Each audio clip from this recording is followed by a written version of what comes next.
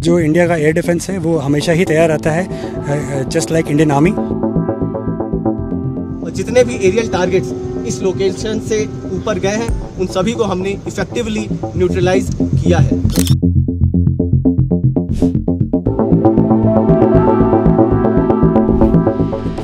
देखिए, ऑपरेशन सिंदूर में हमने पहली बात तो हम पूरी तरह से तैयार थे। एयर डिफेंस, जो इंडिया का एयर डिफेंस है वो हमेशा ही तैयार रहता है, just like Indian army. We always prepared. Operation Sindoor के टाइम पे भी हमें ऐसा इंटीमेशन था कि वो ज़रूर इस तरह से अटैक करेंगे। उनके जितने भी ये उनके सो कॉल्ड अटैक्स थे जो कि विफल हो गए, जो कि हमने इनको कामयाब नहीं होने दिया, वो इसलिए क्योंकि हमारे पास जो इक्विपमेंट है हमारा वो तैयार था। अर्ली वार्निंग हमारे पास थी। हमारे पास रियल टाइम वार्निंग आती है फ्रॉम आकाश सीर सिस्टम, जो कि एयर डिफेंस का कंट्रोल एंड रिपोर्टिंग सिस्टम है, जो कि इंडिजिनस सिस्टम है, जिसकी वजह से हमें ये नॉलेज थी। हमने बिल्कुल उसे जितने भी ड्रोन्स उनको ट्रैक किया और इन्हीं गन से जो आपके सामने हैं, इन गन से हमने इनको मार गिराया। देखिए, हम इसी दिन के लिए ट्रेन किए जाते हैं। हमारी ट्रेनिंग बहुत ही अव्वल नंबर की है, अव्वल दर्जे की है।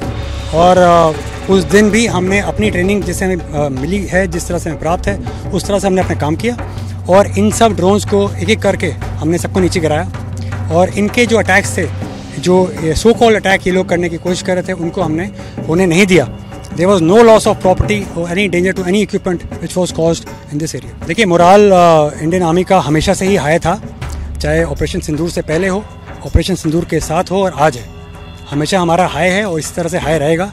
हम इसी काम के लिए यहाँ पे खड़े हैं और हमारे होते हुए कोई भी हमारे एनिमी का एरियल टारगेट हमारे एरिया में आके कोई भी ऐसा काम नहीं कर सकता जो हम नहीं चाहते। ऑपरेशन सिंदूर के दौरान यह जो particular command and control centre है, जितने भी रडार हमारे इस थिएटर में थे, उनका सर्विलेंस फीड उसने इंटीग्रेट किया और एक स्क्रीन पे हमें प्रेजेंट किया, जिससे कि हमें पता लग सका कि किस डायरेक्शन से कौन सा एरियल थ्रेट दुश्मन का आ रहा है।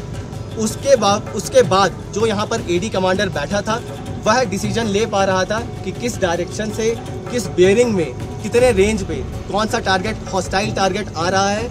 और उसके अनुसार जो भी हमारे एक सिस्टम यहाँ पर लगा हुआ है, एक सिस्टम 2 किलोमीटर दूर लगा हुआ है, उसके रेंज में आते ही यह सिस्टम उस टारगेट को डेलीगेट करता था और इंगेज करता था। और जितने भी एरियल टारगेट्स इस लोकेशन से ऊपर गए हैं उन सभी को हमने इफेक्टिवली न्यूट्रलाइज किया है। तो ऑप सिंदूर में भी यह, जैसे कि मैंने बताया कि recently inducted command and control centre है, बेल ने बनाया हुआ है और इसकी जो बैटल फील्ड टेस्ट होनी थी वो हो गई है और उस पर यह बहुत खरा उतरा है। तो यह आत्मनिर्भर भारत और मेक इन इंडिया इनिशिएटिव के डायरेक्शन में एक बहुत ही बड़ा कदम है।